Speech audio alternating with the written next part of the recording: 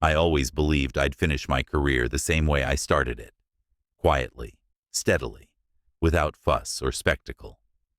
3 decades and change had taught me that the work spoke louder than anything else ever could. Results are what matter, not slogans. I spent my life proving that. That's why the moment my boss sat me down and told me I'd be required to attend unconscious bias training, something in me shifted. It wasn't anger, not yet. It was the kind of cold recognition that comes when you realize the ground under your feet isn't rock anymore. It's sand. My name is Martin Keene. I'm 62 years old, and until recently I served as Senior Operations Director at a global logistics firm called Grantwell Consolidated. 38 years of my life were poured into that company. I came up the old way, step by step, through warehouses and field offices and endless nights of problem solving that no one else wanted to touch. I mentored everyone who walked through those doors, no matter who they were or where they came from. I believed in showing, not telling. You work, you learn, you earn your way forward. Simple. At least it used to be. The workshop was scheduled for a Thursday morning. I remember because I had 2 client reports due and a quarterly review that afternoon. Yet my boss insisted this training took precedence. Mandatory, she said, smiling like it was medicine I had to swallow. I walked into the conference room and saw her, the so-called inclusion expert. 23 years old if she was a day, standing by a projector screen with a grin that didn't reach her eyes. She hadn't even spelled diversity right on the opening slide. I noticed it immediately. Diversity Workshop. Big, bold letters. Nobody else seemed to care. She started speaking in the cadence of someone who had practiced in the mirror too many times. Merit-based hiring, she announced, is a tool of white supremacy. I sat back in my chair, arms folded, studying her. She'd never built a team, never carried a department through a crisis, never fought for a contract that kept 200 people on payroll. And yet she lectured me, who had mentored dozens of managers who still called me for advice, about oppression. The room was silent. I looked around at my colleagues, most of them younger, shifting in their seats. Nobody dared challenge her. That was the new rule. Nod along or be branded the enemy. I could feel the audience waiting for me to say something, to push back, to stand for what I'd lived by my entire career. But I didn't. I smiled, extended my hand when the session ended, and told her, "Good work." Then I walked out. I wasn't conceding, I was calculating. See? People think survival in business comes down to being the loudest voice in the room. It doesn't. It comes down to patience. I learned that the same way soldiers learn to keep still on the battlefield. You wait, you watch, you let the enemy expose themselves. Then you move. Over nearly 4 decades, I developed a habit most people never knew about. Every memo, every project file, every discrepancy in the numbers, I wrote it down. Not because I was suspicious, but because details matter. I kept ledgers of budget overages, copies of client complaints, names of every hire I'd ever pushed through who succeeded and those who failed. It wasn't paranoia. It was discipline. And discipline is the only thing that keeps you standing when everyone else chases the next trend. So when that young expert stood in front of us and tried to tell me my life's work was supremacy, I didn't argue. I let her believe she'd won the room. I let my boss think she'd checked her compliance box. I let the whispers begin that maybe Martin Keene was finished. Maybe the old guard didn't matter anymore. What they didn't realize is that silence isn't surrender. It's strategy. I left the building that day with her words still rattling in my ears, not because they hurt, but because they revealed something larger. This wasn't about training, it was about replacement. erasure. People like me were being written out of the script, and she was holding the pen. But she didn't know the story I'd been writing all along. 38 years of data, receipts, and patterns. 38 years of proof that results, not slogans, built this company from the ground up. That night, I went home, poured myself a drink, and opened one of the old notebooks I kept stacked in my study. The entries stretched back decades. Handwritten lines of payroll adjustments, notes on client meetings, transcripts of conversations that had steered multi-million-dollar deals. I flipped to a fresh page and wrote a single sentence. 2 months. Not a threat, not a plan, just a marker. 2 months to watch, to listen, to let her weave her rope. And I knew, as sure as I'd ever known anything, that when the time came to tighten it, nobody would see me coming. The first cracks showed faster than I expected. After her debut session, most of us figured she'd run a handful of workshops, bill the company an absurd fee, and vanish to the next client who wanted a glossy certificate to hang on the wall. But she didn't leave. She dug in. Within weeks, her name started popping up on internal memos, attached to new programs with words so vague they could mean anything. Culture recalibration, bias interruption framework, authenticity modules. The kind of language you couldn't argue with because it didn't actually say anything. She hovered outside conference rooms before meetings, whispering in my boss's ear about toxic veterans of the old guard. I didn't need to guess who she meant. I'd heard that phrase before, during my time in the Marines, aimed at men who knew too much about real discipline to fall for PowerPoint slogans. The difference was, in uniform, you could still prove yourself on the field. In corporate boardrooms, once the whisper sticks, you're already guilty. Then came the training modules. One required managers to stand in a circle and confess internalized privilege narratives while holding a foam ball. Another asked employees to map out their identity journeys with crayons like they were in grade school. I watched senior engineers with 20 years of expertise sit in silence while she scolded them for not coloring enthusiastically enough. She called it breaking down resistance. I called it humiliation. Good people started transferring departments. A few even left the company altogether. The breaking point, at least for me, came during a Monday morning strategy session. I'd spent weeks putting together a mentorship pipeline for junior staff, something I'd done every year without fail, feeding young talent into roles where they could actually grow. It was practical, measurable, proven. I presented the framework to the leadership team, and before I could finish my second slide, she cut me off. "That's outdated," she said loudly, her voice rising above mine. "This whole idea of mentorship is built on problematic frameworks. It assumes the person at the top has knowledge worth passing down.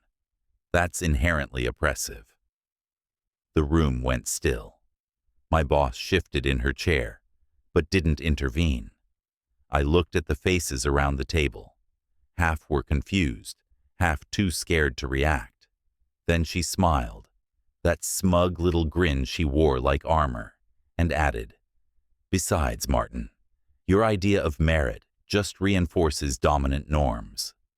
We're moving past that." I didn't flinch. I didn't argue. I closed my laptop slowly, folded my hands, and leaned back. Her words weren't sharp, they were hollow. She was repeating lines she'd memorized, stringing together jargon she didn't even understand. I counted them silently. Problematic. Frameworks. Oppressive. Dominant norms. Empty shells dressed as insights. I'd heard this rhythm before too. In interrogation rooms, when someone didn't know enough to lie convincingly, but was desperate to fill the silence. Buzzwords as a shield against scrutiny. The louder she talked, the clearer it became. She didn't believe half of what she was saying. She just needed the room to believe she was untouchable. So I let her speak. Meanwhile, I started my own work. I cataloged every failure she left behind, the mismanaged budget line items where she billed double for curriculum development, the attendance numbers she doctored to show 100% participation when half the staff had walked out halfway through her sessions. I saved the exit interviews from employees who cited her workshops as the reason they left. I built a quiet, growing ledger of evidence, not to prove she was offensive, but to prove she was incompetent. That's a distinction most people miss. Offense you can wave away with an apology. Incompetence bleeds money, and nobody forgives that. She grew bolder with each unchallenged insult.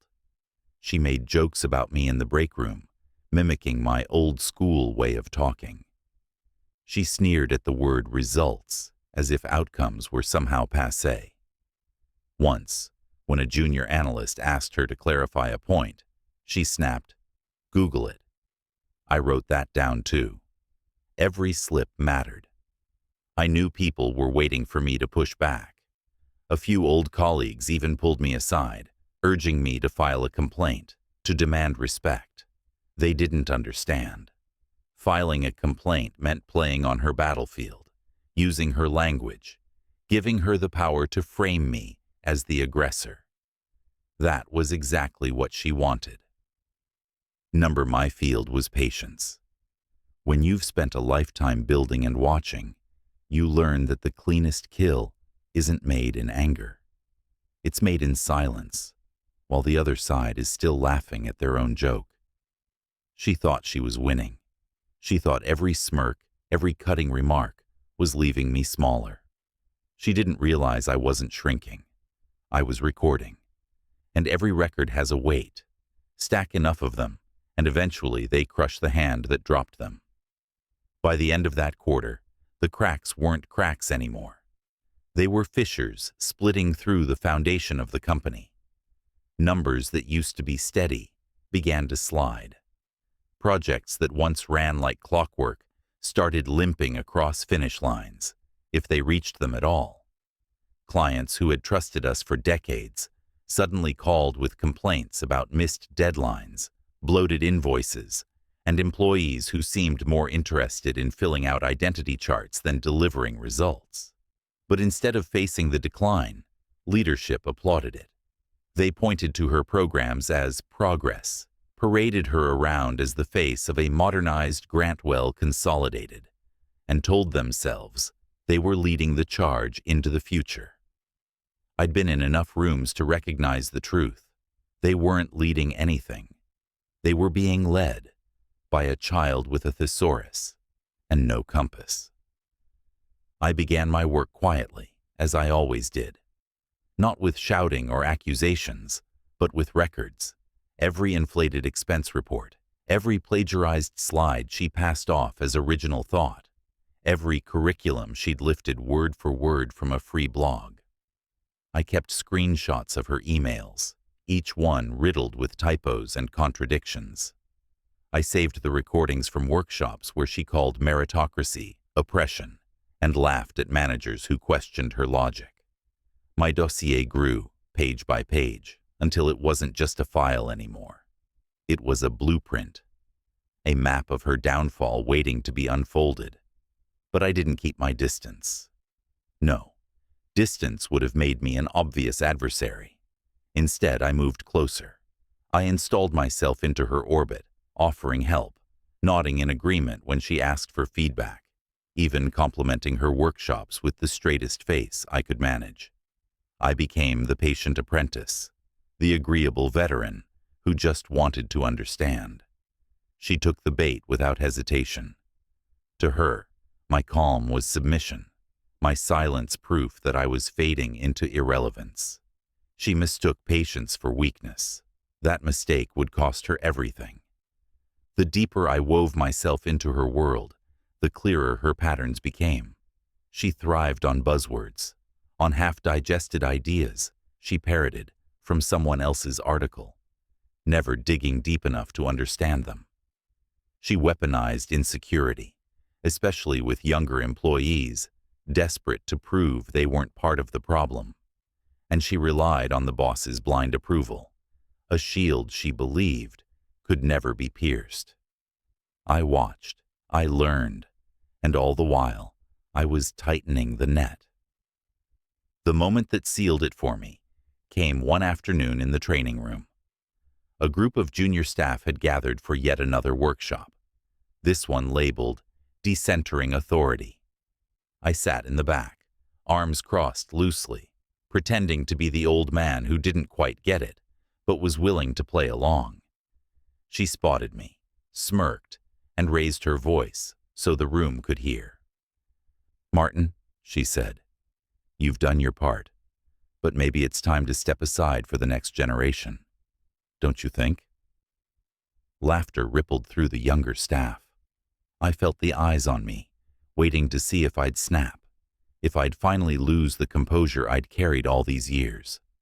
Instead, I smiled, nodded once, and replied, "Of course." On the surface, it looked like concession. To her, it must have felt like victory. But inside, I could feel the blueprint etching itself deeper. Every insult, every dismissal, every word she weaponized against me was another nail, another board, another weight pressing down. She thought she was pushing me out. She didn't see that she was already walking into the grave she'd dug with her own hands. That night, I went home and added the day's details to the file. Her public insult, the reaction of the staff, the way she had smirked, too pleased with herself to notice how thin the ice was beneath her feet.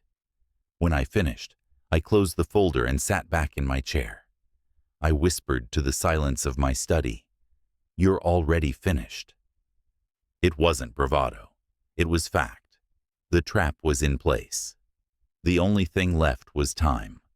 And time, I had learned, always does the heaviest lifting for you.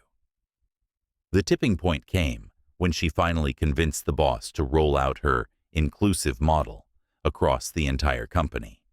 It wasn't just workshops anymore. It was policy.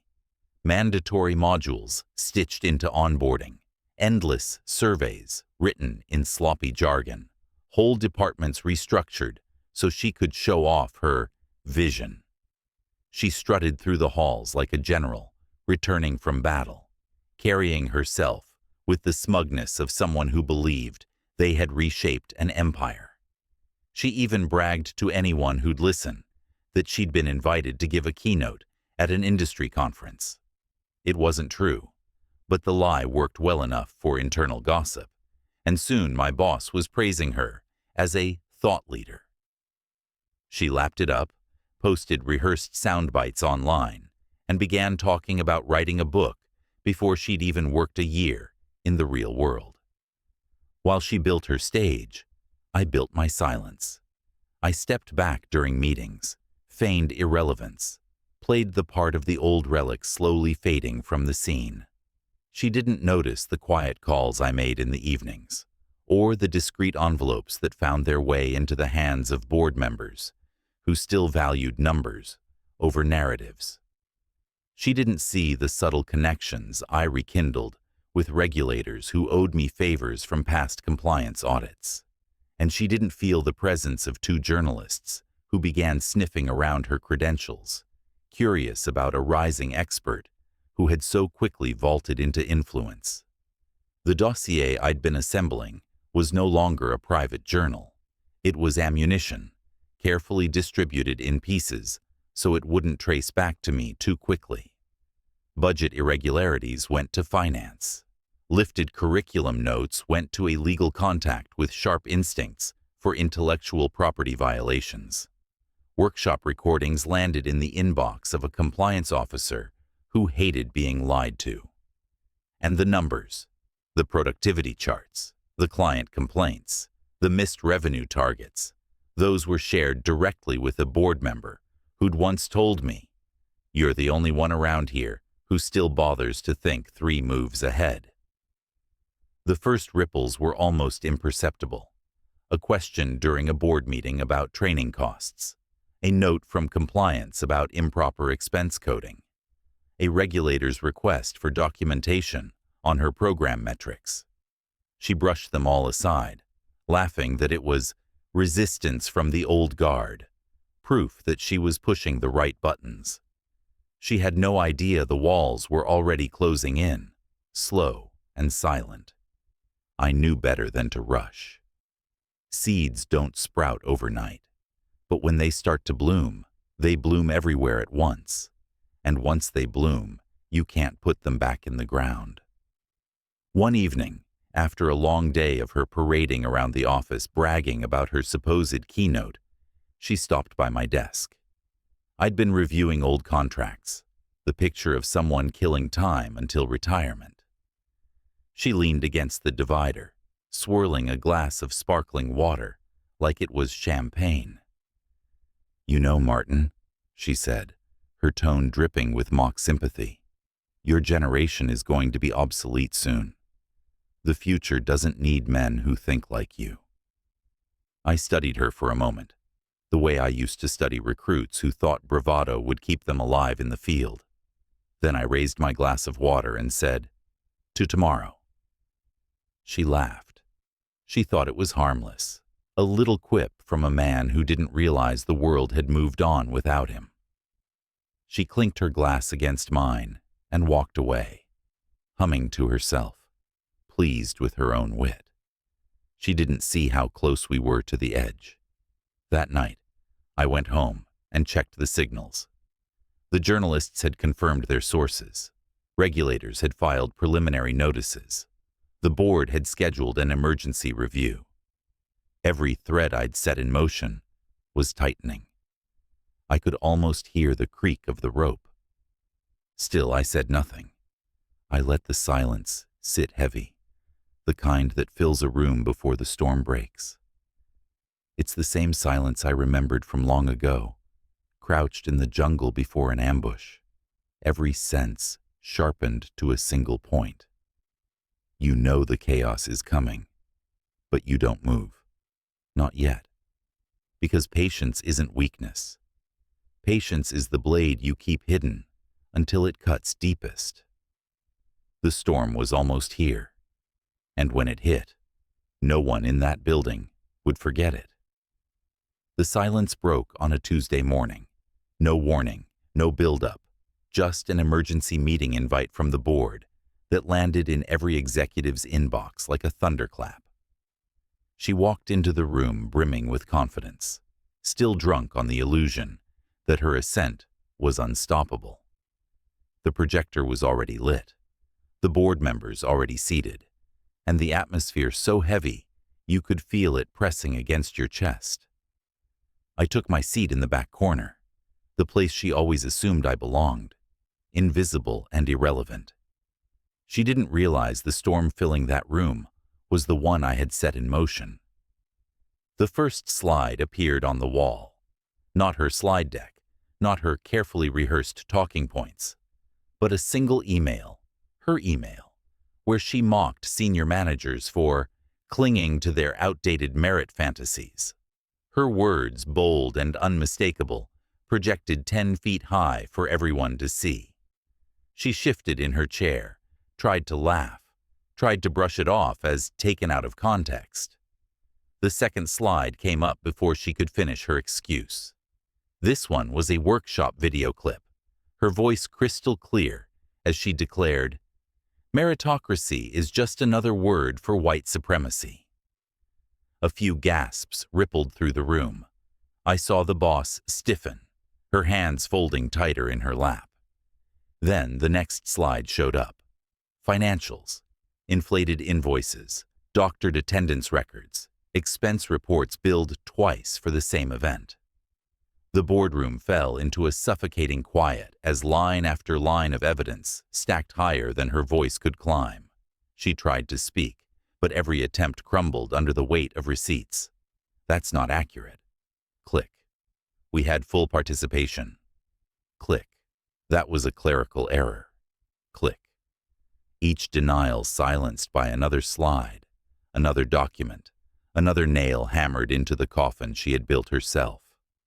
I watched her face drain of its bravado. The smirk she wore like armor began to twitch, then falter, then vanish altogether. She glanced toward the boss for support, but there was nothing there. Just the pale look of someone realizing their own credibility was tethered to a sinking ship. Clients seated along the wall began whispering. Then one by one they stood and walked out. No raised voices, no dramatic scenes, just the quiet refusal of people unwilling to be associated with a fraud. When the board chair finally spoke, his voice was clipped, final, without emotion. Effective immediately, your contract is terminated. HR will escort you from the building. That was it. No debate, no saving throw. She opened her mouth as if to argue, but nothing came out. HR moved quickly, rising from their seats like shadows, guiding her toward the door. Her stride faltered, her shoulders shook, but there was no dignity left to cling to. She was gone in under a minute. No applause followed, no satisfaction on the faces around me. Just the sterile, undeniable truth of her collapse. But the strike didn't end with her. The boss who had enabled her, who had smiled at her every half-baked idea and defended her every mistake, now sat frozen under the board's gaze. The questions came swiftly. Why had she approved the budgets, ignored the complaints, dismissed the red flags? There were no answers that could satisfy investors or regulators now circling like hawks.